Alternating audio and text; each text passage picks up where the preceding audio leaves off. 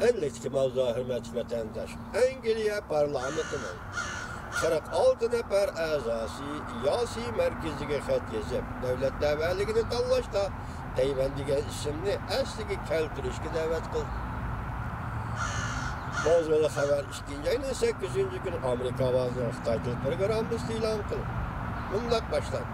Angliya parlamenti Yuqori palata va To'yin palataning 46 nafar a'zosi 1-ayning 28-kuni siyosiy markaziga imzoli xat yozib, bu tashkilotning darhol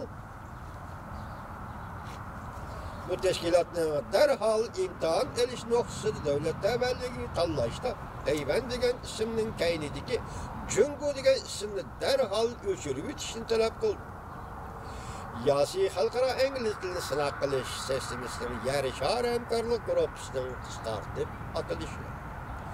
Angliya madaniyat jamiyati va Avstraliya ma'rif xalqaro echish idorasi imtihon komiteti birlikda boshqaradigan markaz. O'tgan yil 10-oyda siyosiy to'rbeti nuqta o'zgarish paydo qilib, aslidagi Tayvanni Jungo Tayvan deb o'zgartgan. Bu xatda mundaq deyildi: Jungoning basamosida savdo manfaatlari uchun shundoq qilgan edi.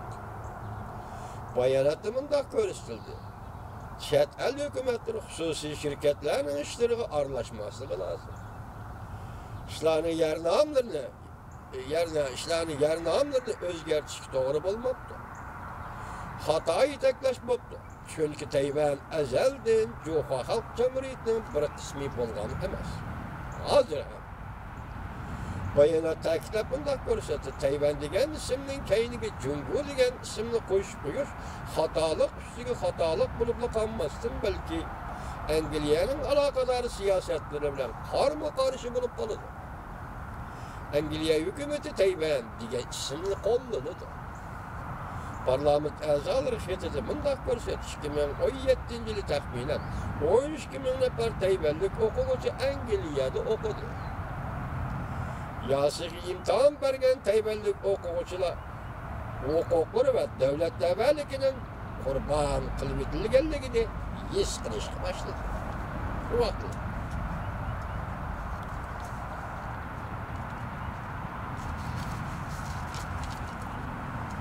enlikli yana bir xabar.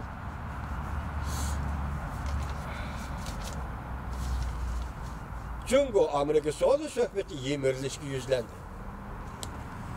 Prezident Trump Jungoga eng oxirgi ultimatumni yo'lladi. Mavzuli xabar 2-ayning 8-kuni Erkin Osiyo radiosining Xitoy til programmasida e'lon qilindi. Xabar bundoq boshlandi.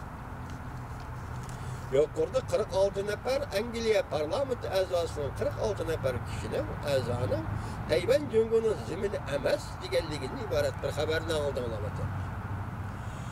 Endilikda Jungo Amerika o'rtasidagi suhbat yemirilishga yuzlandi.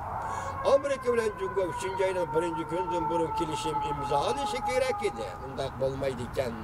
Amerika Jungo tovarlarini 25%dan tamojna beja qo'yishga to'g'ri keldi. Amerika Qo'shma Shtatlarining prezidenti Trump 2-ayning 8-kuni mundaq ko'rsatdi: belgilangan vaqt chekidan burun Rais Xi Jinping bilan ko'rishmayman. Jungoda tahlilchilar mundaq tasvirladi: ikki davlatning savdo suhbati yemirlash girdobga kelib qoldi.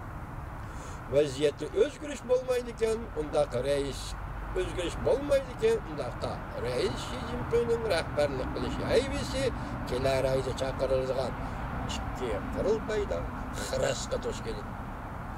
Amerika Qo'shma Shtatlarining prezidenti Trump o'tgan hafta mundaq ko'rsatgan: Jungoning Rais Xi Jinping bilan uzun o'tmay ko'rishimiz ve oxirgi kelishimni imzolaymiz.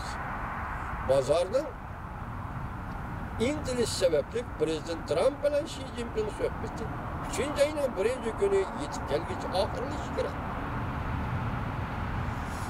Lekin prezident Trump 2-ayning 7-kuni Oqsaroyda mundaq ko'rsatdi: bu oyning oxirida Rais Xi Jinping bilan ko'rishmayman. Ikimiz balki keyin ko'rishamiz. Tsinghua Universitetining lektori Wu Chang mundaq tasvirladi: Prezident Trump go'yo Jungo tarafga ultimatum topshirdi. Cheklangan muddatdan burun yo'l qo'ymaydigan bo'lsam, undaqda yomon oqibat qoladi. Belki söhbet buzulgan aman kiler ayda ötküzülgen işki kurultay kol suzulgan işki aylıdır. İqtisadi qiyinchilik yuz berayotgan ahvolda cho'nga tuyuq, to'liq tayyorlik qilib bo'lolmadi. Bu xil ahvol kechirib, Kompartiyaning hokimiyatiga intayin zo'r xarajlar.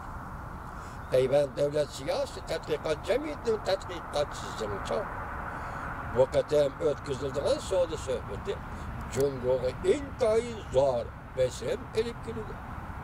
Bo'lib iqtisod taraqqiyoti asılab qolgan bir vaqtda. Ishki tashqi besimga duch kelganda Cho'ngo tezlik bilan kelishim imzolashga taqozo bo'layotdi. Balki bu holda Amerika bilib turibdi.